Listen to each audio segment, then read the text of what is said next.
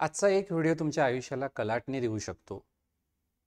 त्यामुळे हा व्हिडिओ शेवटपर्यंत बघा. नमस्कार, मी स्वप्नील तांबेकर. गेली 10 वर्ष मी IBPS परीक्षेची तयारी मुलांकडून करून घेत आहे. मी स्वतः या परीक्षा देत आहे. या सगळ्या परीक्षा मी पास झालो आहे.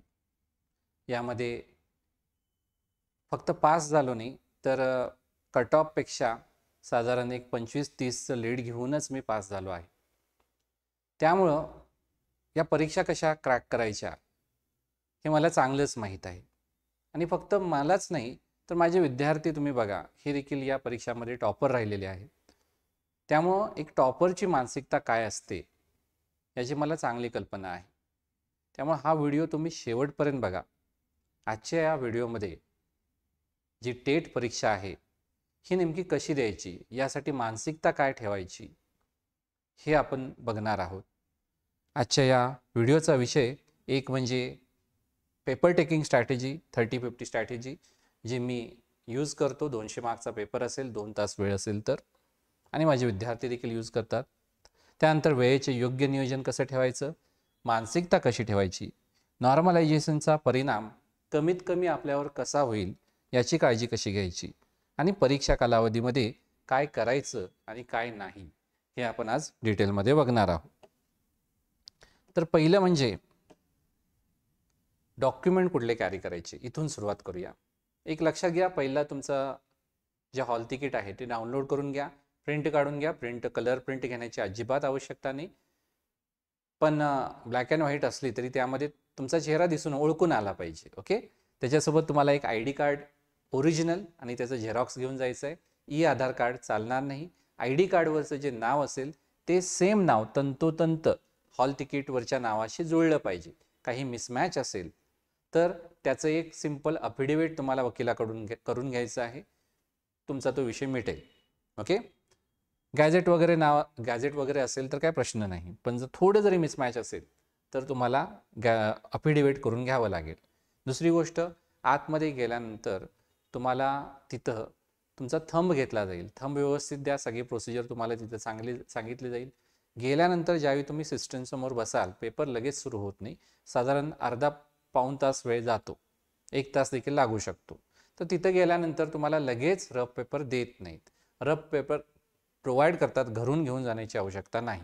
तुम्हाला एक बॉल पॉईंट पेन घेऊन जायचं आहे. बाकी काही करायचं नाही, बाकी काहीच घेऊन जायचं नाही.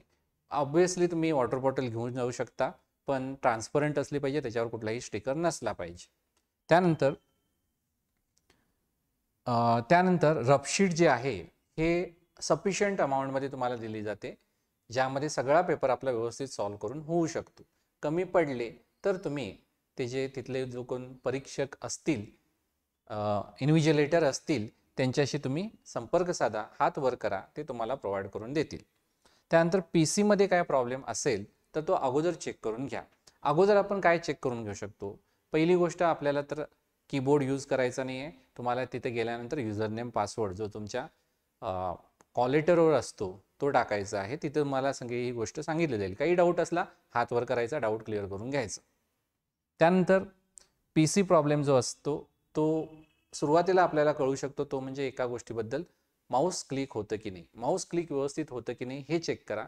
थोडंफार तुम्हाला तिथं जे व्हर्च्युअल कीबोर्ड दिसतं त्यावर थोडंफार क्लिक करून चेक करू शकता व्यवस्थित क्लिक होतं का. व्यवस्थित क्लिक होत नसेल तर लगेच माऊस बदलून घ्या. ओके. PC थोडंफार मॉनिटर व्यवस्थित नसेल तर या गोष्टी अगोदरच तुम्ही क्लिअर करून घ्या. तुम्हाला दुसरा PC अलॉट केला जाईल, याच्याबद्दल काय प्रॉब्लेम नाही आहे.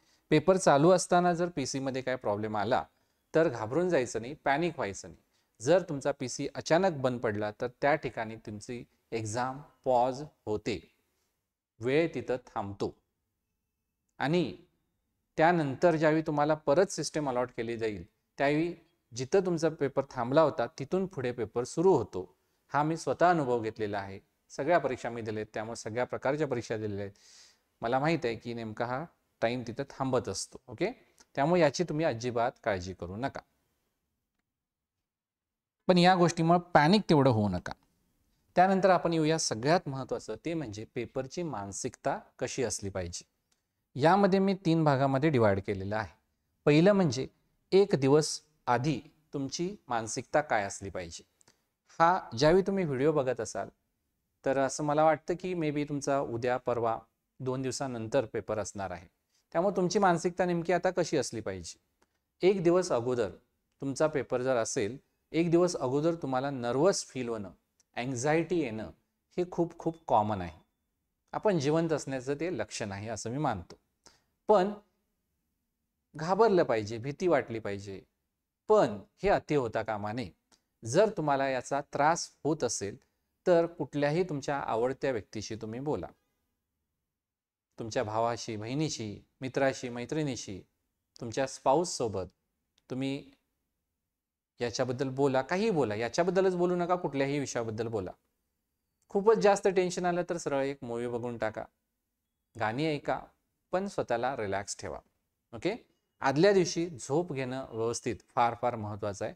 कमीत कमी 8 तास झोप तुमची पूर्ण झाली पाहिजे. 8 तास कमीत कमी झोप झालीच पाहिजे. आदल्या दिवशी आणि एक्झामच्या दिवशी जर तुमची कुठली एखादी गोळी चालू असेल, खास करून ज्याचा इम्पॅक्ट तुमच्या विचारक्षमतेवर होतो. काही एक्झाम्पल मी देतो. डोलो घेतली तर तुमच्या निर्णय क्षमतेवर परिणाम होऊ शकतो. तुम्ही सिट्रायझिन घेतली त्याचा परिणाम तुमच्या निर्णय क्षमतेवर होऊ शकतो. सो अशा काही गोळ्या असतील, चालू तुम्हाला असतील तर एकदा तुम्ही डॉक्टरांशी कन्सल्ट करा आणि ते एक दिवस त्या गोळ्या घेणे टाळा. त्यानंतर एक दिवस अगोदर हेवी मील म्हणजे जास्त जड अन्न खाणं टाळा. मटण, चिकन ह्या गोष्टी तुम्ही आदल्या दिवशी टाळा.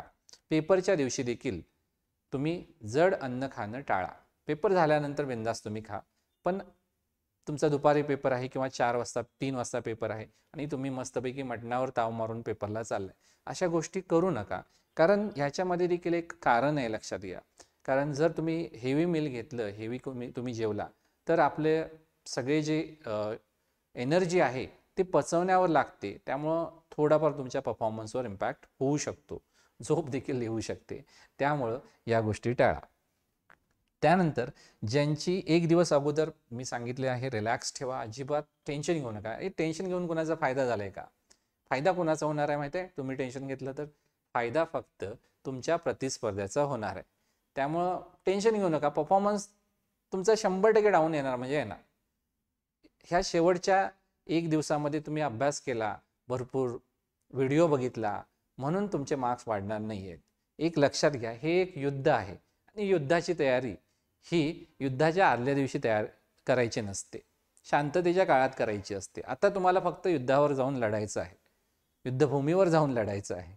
आणि आदल्या दिवशी तुम्ही भरपूर प्रॅक्टिस करून गेला असं होणार नाही की दुसऱ्या दिवशी जाऊन तुम्ही तिथे इंग्लिशचे प्रश्न सोडवला, असं होत नाही. लक्षात घ्या, मानसशास्त्राचे तुम्ही आज प्रॅक्टिस केला, उद्या तिथं जाऊन भरपूर चांगला परफॉर्मन्स दिला, असं होत नाही.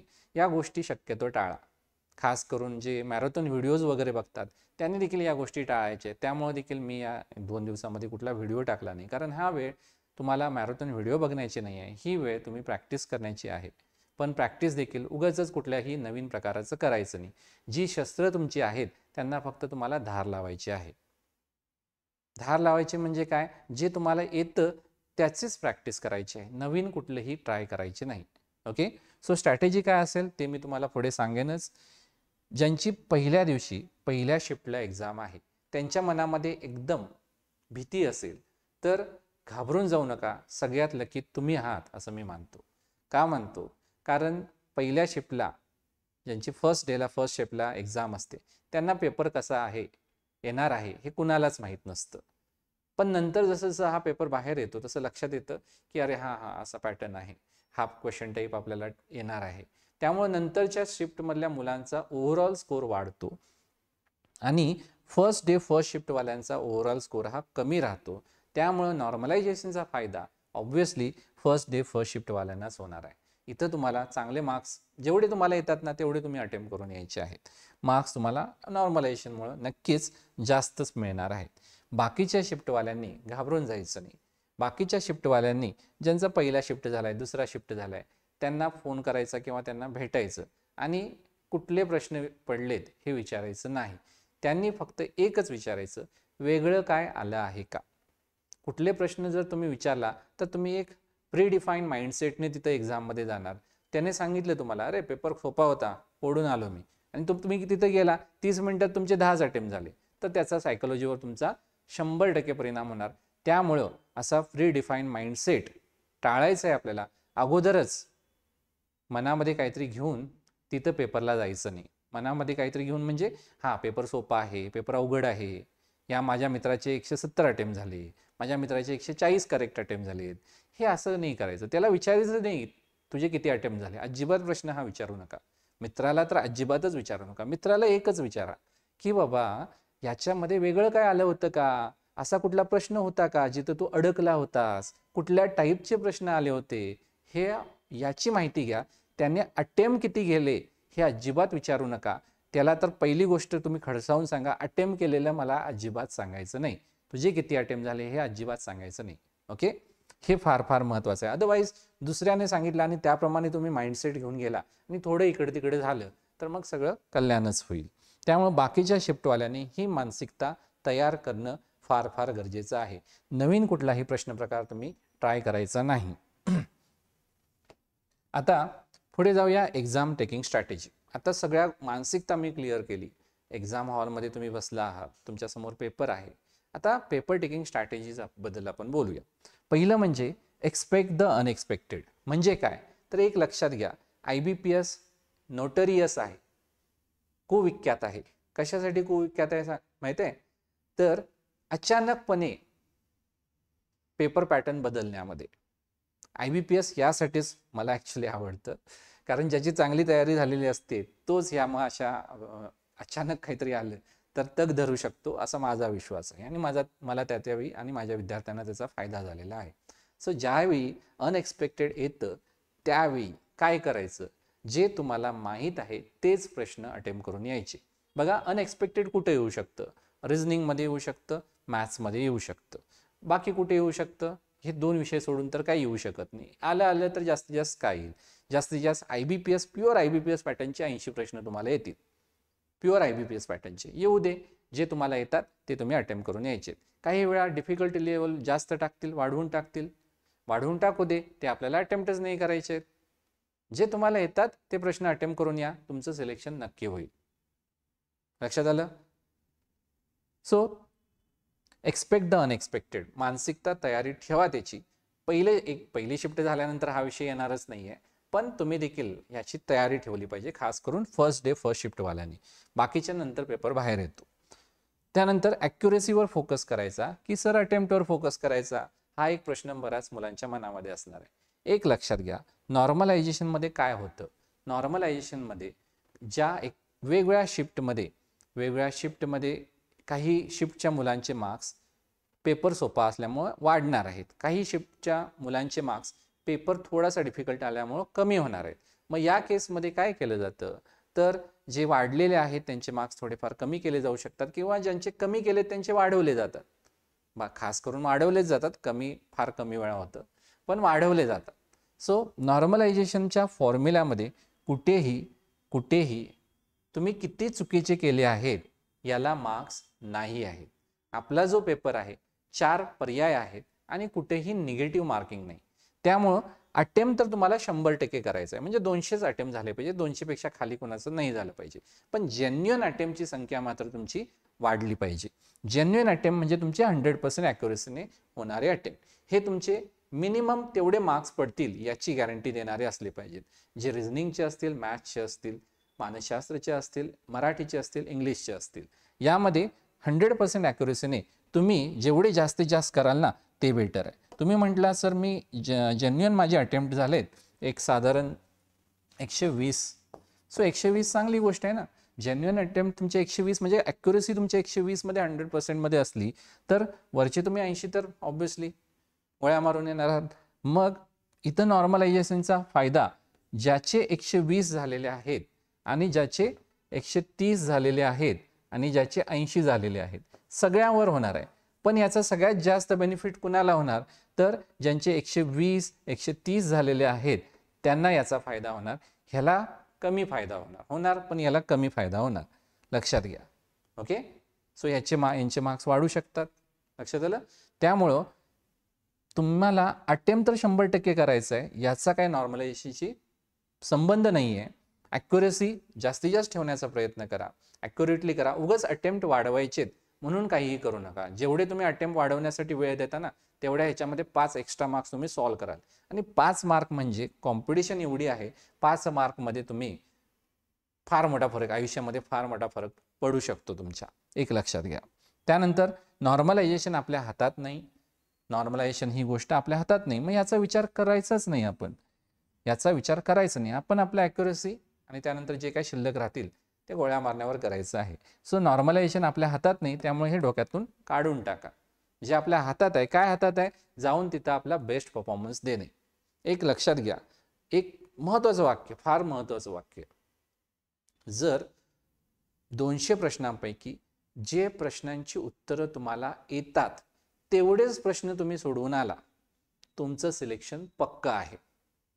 जेवढे तुम्हाला येतात तेवढेच अटेम्प्ट करून यायचे, जे येत नाहीत ते तुम्हाला स्किप करायचंय, तुमचं सिलेक्शन पक्क होणार आहे. सो नॉर्मलायझेशनला जास्त महत्त्व देऊ नका. आता पेपर टेकिंग स्ट्रॅटेजीमध्ये एक महत्त्वाची स्ट्रॅटेजी मी तुम्हाला सांगणार आहे, जी जनरली मी 200 मार्कच्या पेपरमध्ये फॉलो करतो. काय करायचं, 30-50 स्ट्रॅटेजी म्हणतो याला मी. आपल्या समोर आहे 120 मिनिट. 120 मिनिटामध्ये आपल्याला प्रश्न सोडवायचे आहेत 200, बरोबर. आणि याला 200 मार्क्स आहेत. निगेटिव्ह मार्किंग नाही, निगेटिव्ह मार्किंग नाही आहे, याचा फायदा उचलायचा आहे. आता निगेटिव्ह मार्किंग नाही, याचा फायदा कसा उचलायचा, तर तसं बघायला गेलं तर 120 मिनिटांमध्ये 200 प्रश्न, साधारण 36 सेकंदमध्ये एक प्रश्न, असं काहीतरी प्रमाण निघेल. तर एक लक्षात घ्या, आपल्याला 200 प्रश्न बघायचे नाही आहेत. पेपर हा 200 मार्क्सचा आहे हे बघायचं नाही. माझी सायकोलॉजी लक्षात घ्या. मला जर टॉपर बनायचं असेल तर माझी सायकोलॉजी काय असली पाहिजे हे मी तुम्हाला सांगत आहे. तुम्हाला देखील टॉपर बनायचं आहे, मला देखील टॉपर यायचं आहे, तुम्हाला देखील टॉपर बनायचं आहे. माझ्यासाठी ज्यांचं सिलेक्शन होईल ते सगळेच टॉपर असणार आहेत. सो टॉपरची स्ट्रॅटेजी, तुम्हाला मानसिकता काय असते ही सांगत आहे, आणि ती प्रत्येकामध्ये, हा व्हिडिओ बघणाऱ्यामध्ये ही मानसिकता आली पाहिजे. तर 200 प्रश्न 120 मिनिट असं बघायचं नाही. आपण 120 मिनिटांना आपण 4 भागामध्ये डिवाइड करूया. पेपर आपण 4 भागामध्ये डिवाइड करूया. जो पेपर तुमच्या समोर येणार आहे त्याच्यामध्ये तुम्हाला बुद्धिमत्तेचे वेगळे प्रश्न, इंग्लिशचे प्रश्न वेगळे, त्यानंतर गणिताचे प्रश्न वेगळे असं येणार नाही आहे. तुम्हाला सगळे समोरच येणार आहेत. साधारण तुम्ही बघायला गेलं तर 80 प्रश्न बुद्धिमत्तेचे, त्यानंतर 30 प्रश्न जरी आपण 30 प्रश्न ठीक आहे, ह्या 80 प्रश्न जरी म्हटला तरी उरले किती, 120 प्रश्न. सो प्रत्येक 3 प्रश्नामागे गुणोत्तर जर आपण काढलं, प्रत्येक 3 प्रश्नामागे तुम्हाला 2 प्रश्न हे कसले मिळणार आहेत, बुद्धिमत्तेचे मिळणार आहेत. त्यामुळे बुद्धिमत्ताच आपण सगळे सॉल्व्ह करतोय का असं शेवटपर्यंत तुम्हाला वाटू शकतं. तर आपण काय करायचंय, प्रश्न शोधून काढून अटेम्प्ट करण्यामध्ये वेळ घालवायचा नाही. सगळा पेपर काढायला शोधायला गेला, 200 मार्क फार मोठा पेपर आहे, अजिबात वेळ घालवू नका. काय करायचं, आपल्याला 4 भागामध्ये 120 मिनिट डिवाइड करायचे. 4 भागामध्ये डिवाइड करायचे म्हणजे पहिली 30 मिनिट, पहिल्या 30 मिनिटांमध्ये हे देखील 4 भागामध्ये डिवाइड केलं, किती प्रश्न होतील तुमचे, 50 प्रश्न तुम्हाला सॉल्व्ह करायचे.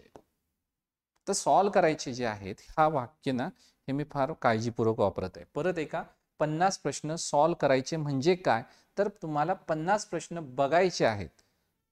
प्रश्न क्रमांक 1 पासून प्रश्न क्रमांक 50 पर्यंत तुम्हाला पोहोचायचं आहे. यातले काही तुम्ही अटेम्प्ट करणार आहे आणि काही तुम्ही स्किप करणार आहे. आता तुम्ही जे अटेम्प्ट करणार आहे, एक लक्षात घ्या, ह्या 50 प्रश्नामध्ये कसं होणार आहे, काय होणार आहे नेमकं मी तुम्हाला सांगतो. काय करायचं आहे आपल्याला, तर हे 50 प्रश्न तुमच्या समोर आले, प्रश्न क्रमांक 1 आणि हा प्रश्न क्रमांक 50. यामध्ये तुमचे या 30 मिनिटांमध्ये 50 तर अटेम्प्ट होणार नाहीत, झाले तर चांगली गोष्ट आहे, ओके, 50 तर होणार नाहीत. पण माझं हे म्हणणं आहे की तुम्ही या प्रश्न क्रमांकापासून या प्रश्न क्रमांकापर्यंत पोहोचला पाहिजे. लक्षात आलं? यामध्ये तुमचे अटेम्प्ट किती होतील, काही जणांचे 20 होतील, काही जणांचे 25 होतील. काही जणांचे 30 होतील. सो काही जणांचे 40 होतील. लक्षात आलं? काही जणांचे 40 होतील, काही जणांचे 50 होतील, काही जणांचे 60 होतील. ठीक आहे, कितीतरी होतील, पण काही अटेम्प्ट आपले शुअर शॉट यामधले होणार आहेत. किती होणार आहेत? अटेम्प्ट केले ग्रीन कलर मी दाखवतो. असे तुम्ही काही अटेम्प्ट केले, जेन्युइन अटेम्प्ट, हा जेन्युइन करेक्ट तुम्ही केला, करेक्ट अटेम्प्ट केला तुम्ही. या 50 मधले एक 30 केला तुम्ही, साधारण 30 केला. यातले काही प्रश्न तुम्हाला वाटतील जे लेंदी आहेत. जे लेंदी आहेत ते तुम्हाला वाटतं की मी नंतर सोडवू शकतो.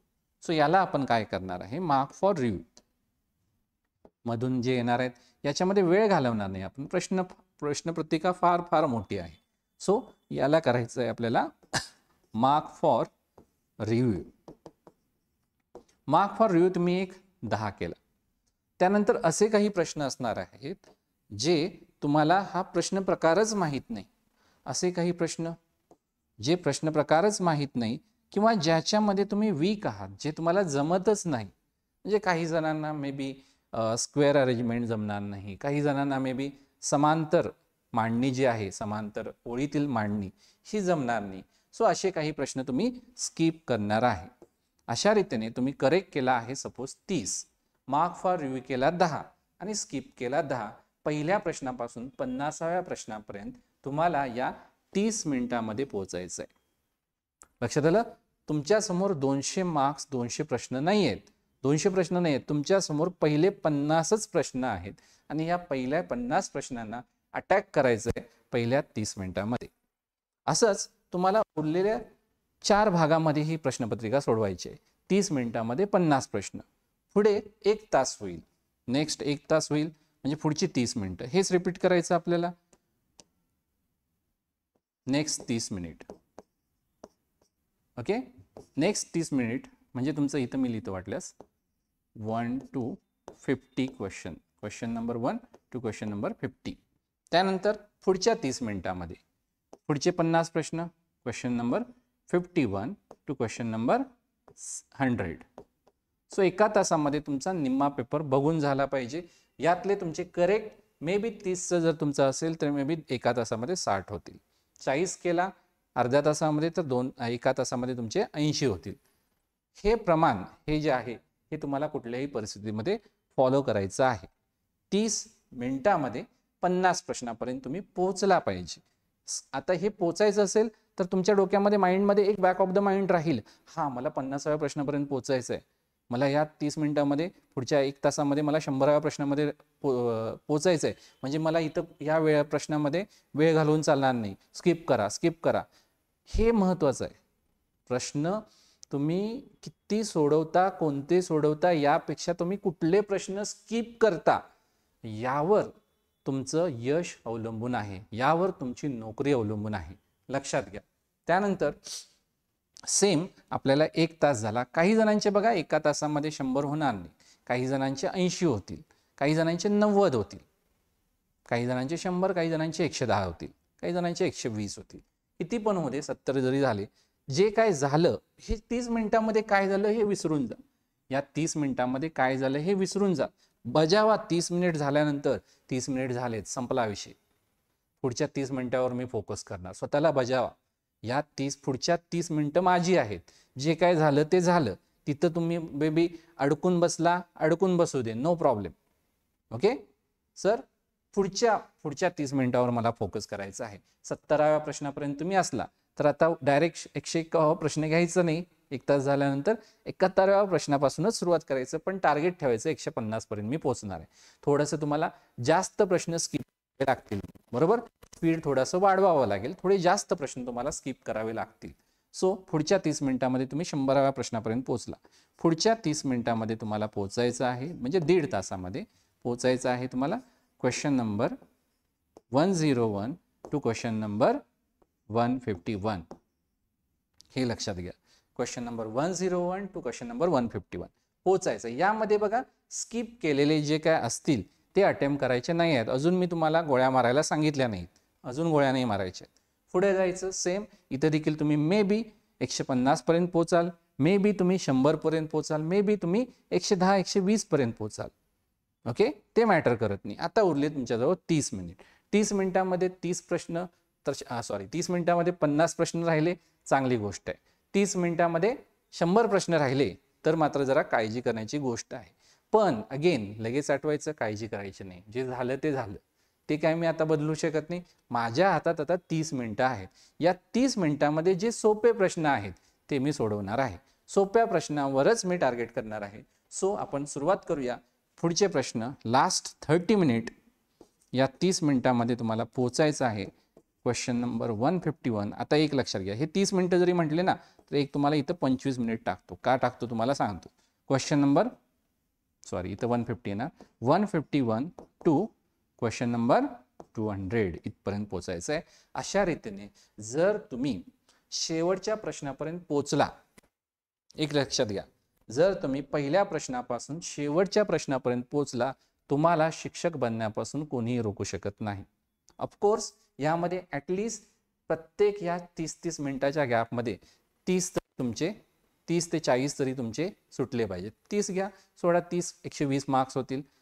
35 घ्या, 140 मार्क्स होतील. 140 माझ्या मते स्वतःच्या जिल्ह्यामध्ये पोस्टिंग मिळण्यासाठी सफिशियंट आहे. ओके, सो या 30-30 मिनिटाचं हे 4 भाग करणं हे फार फार महत्त्वाचं आहे. म्हणजे बघा, पहिल्या 30 मिनिटामध्ये 1 ते 50, त्यानंतर पुढचा हा तुमचा 1 तास होईल ना, 1 आवर, हा 00 हा 30 होणार, त्यानंतर 1 आवर, त्यानंतर 1 आवर 30 मिनिट, त्यानंतर 2 आवर्स. टायमर हा खाली खाली होत जाणार. अजिबात टेन्शन घेऊ नका, कारण हे आपल्याला माहीत आहे. तुमची मानसिकता अशी तयार ठेवा ना की 30 मिनिटामध्ये 50 हे तर आपले टार्गेट आहे. 50च्या ऐवजी 60 शिल्लक राहिले शेवटच्या 30 मिनिटामध्ये. घाबरायचं नाही, निवांत प्रश्न सॉल्व्ह करायचे. लक्षात आलं? घाबरला, थोडी जरी मानसिकता इकडे तिकडे झाली तर याचा फायदा कुणाला होणार? तुमच्या प्रतिस्पर्ध्याला होणार. त्यामुळं ही स्ट्रॅटेजी ही डोक्यामध्ये पक्की ठेवा. ही वाटल्यास गेल्यानंतर तिथं रफ पेपरवर लिहून ठेवा. पहिले 30 मिनिट, दुसरे 30 मिनिट, तिसरे 30 मिनिट, चौथे 25 मिनिट. 25 मिनिट का? कारण उरलेल्या 5 मिनिटामध्ये हे जे तुमचे स्किप केलेले प्रश्न आहेत याला तुम्हाला गोळ्या मारायच्या आहेत. स्किप केलेले प्रश्न.